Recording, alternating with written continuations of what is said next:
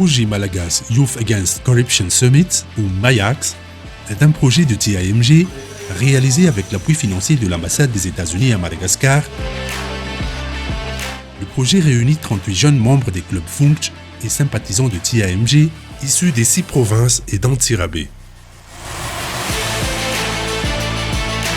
Ces jeunes, âgés de 12 à 25 ans, ont été sélectionnés parmi leurs pairs pour participer à une série d'activités inédites composées d'un sommet de jeunes, des sessions de partage, d'actions directes et la réalisation de mini-projets destinés à transmettre les valeurs de l'intégrité et de transparence aux citoyens malgaches à travers le pays.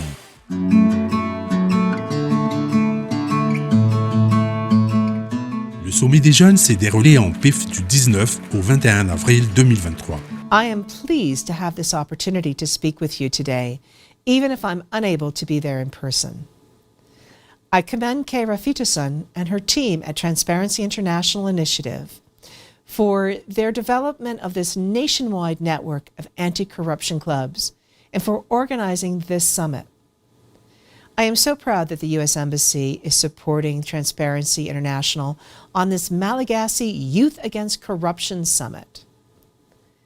I expect that the activities and the sessions that you will participate in over the next few days will build your capacity to lead your anti-corruption clubs, to promote good governance, and to empower your members to be leaders in the fight against corruption.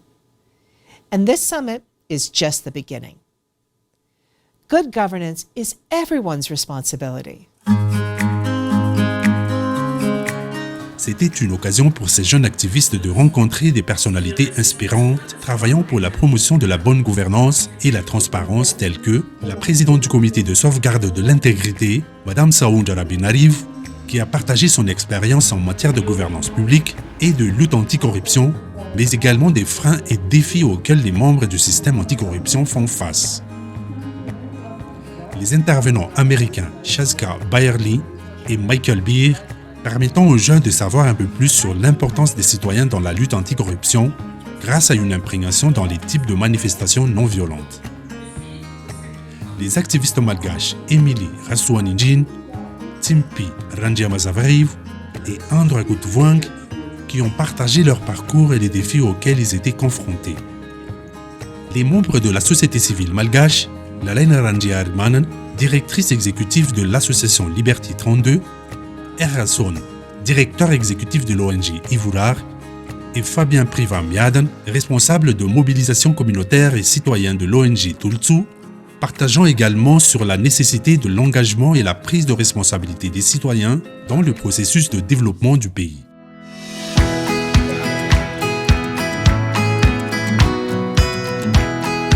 Chacun de ces échanges ont été un brin d'espoir pour les participants et ont renforcé leur motivation à devenir meilleurs et plus engagés. Des motivations qui ont été prouvées à travers une sensibilisation communautaire auprès de la communauté locale sur le thème de la lutte contre la corruption électorale.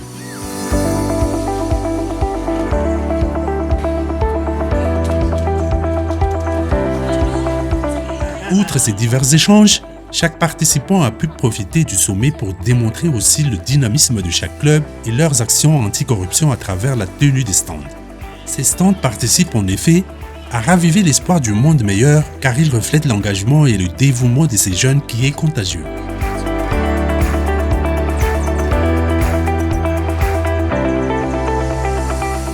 Le sommet a été également un moment de partage grâce à des riches discussions autour du leadership responsable en matière de transparence et de bonne gouvernance, du vote responsable et de la capture de l'État, ainsi que sur la prédominance du pouvoir populaire contre la corruption.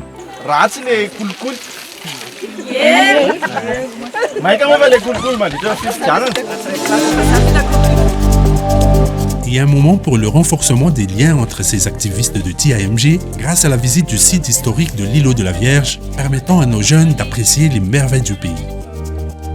Mais aussi à travers des jeux interactifs, renforçant l'appartenance de tout à chacun au club FUNCTCH et au feu de partage sur les inspirations de chacun dans son militantisme.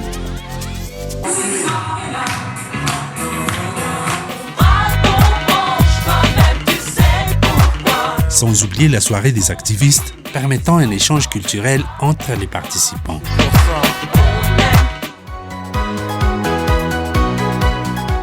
À la suite de ces activités ludiques et fortes en émotion, le sommet se soldait par la mise en place d'un projet commun par province pour soutenir la lutte contre la corruption auprès de la jeunesse malgache. En tout cas, nos jeunes sont reconnaissants d'avoir participé à ce sommet et sont motivés à transmettre leurs acquis à leurs pairs ainsi qu'à leur communauté respect.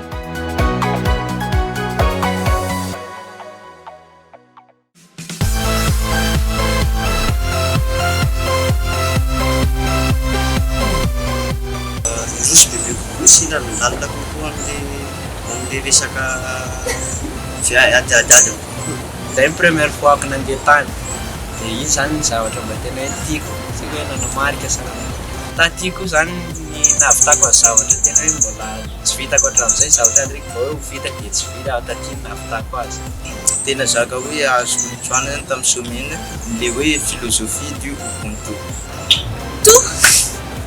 Les notions sur la corruption, sur la transparence des hautes zones, caractère métoani atao élu candidat à l'élection. Dia taty mba nahita hoe ohatra zao zany fomba fataon'olona rehefa mampita hoe information ny fahabetsahan'ny olona sy ny hoe efa be dia be kely mouvement misy atao Madagasikara hoe matsapa tena hoe mila ovana ny zavatra sy betsaka kay ny olona vonina sy matsapa tena hoe betsaka ny zavatra afaka ovana eto amin'ity tanitsika ity.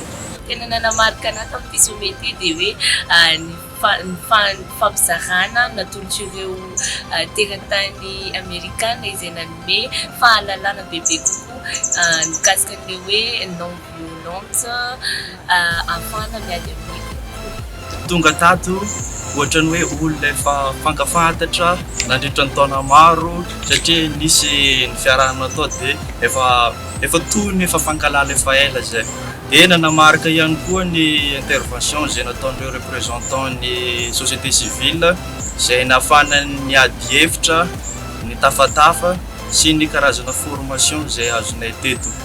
Misy fahalalana vaovao zay tsy azoko raha tsy taty amin'ny sommet Mayax dia zay angamba ny tena hoe hitako hoe zavatra hoentiko amin'ilay.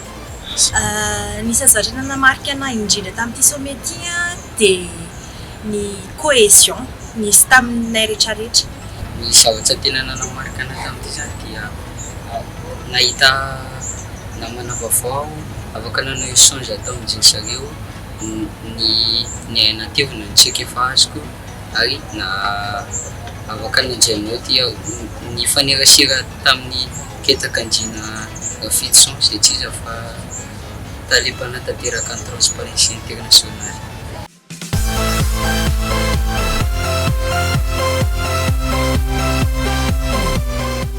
Lesson azoko tsoako tamin'ity sommet ity tena nankaray tena hoe nanamarika anahy nandeha amin'tinako anazy le hoe raha te hampandroso firenentsika dia mila tiavina aloha io firenena io dia faharoa an'izay tantananareo izay tsy afaka ary farany tsy ny développement anao aloha na hoe ny fisandratanao aloha ny kendrenao fa fisandratanao dia fisandratany hafa ary fisandratan'ny firenena. Lesona zany hoe rahatsika amin'ny fandretanana fomotra foana ny lesona azoko tsoana zany tena hoe zava-dehibe ny fahafahan'ny tanora manana toe-tsaina hiady amin'ny kolikoly efa zava-dehibe zany.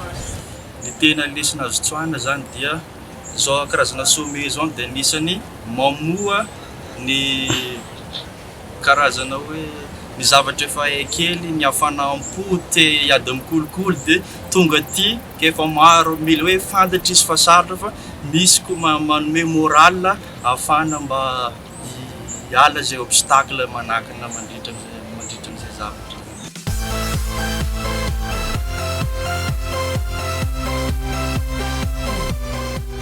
Tiako hoentina any amin'ny misy anahy mihitsy na amin'ny club na amin'ny tany rehetrarehetra fianaratsoa iny zavatra rehetrarehetra nianarako taty sy les valeurs d'éthique nianarako taty.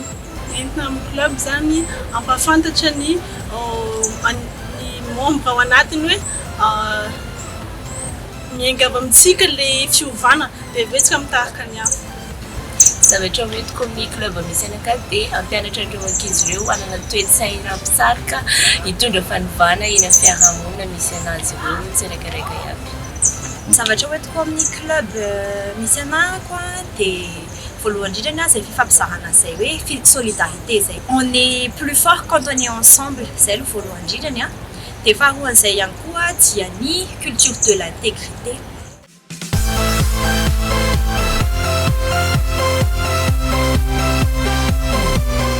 Nentina ihany koa ny fiarahamonina mba hoe tsy mety zany kolokolo zany ary tokony heditsika mihitsy fa manimba ny firenena.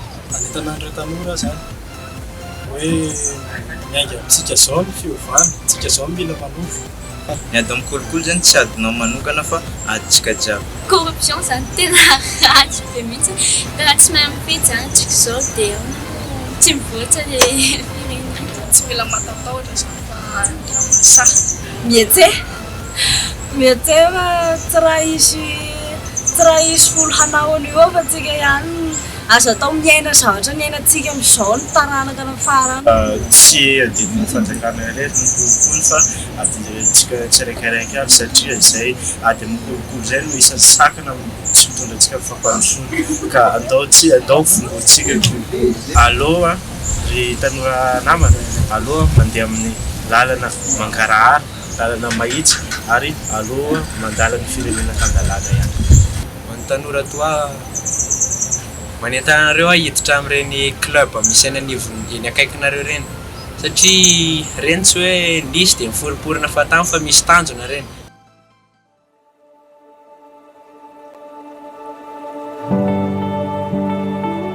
United against corruption.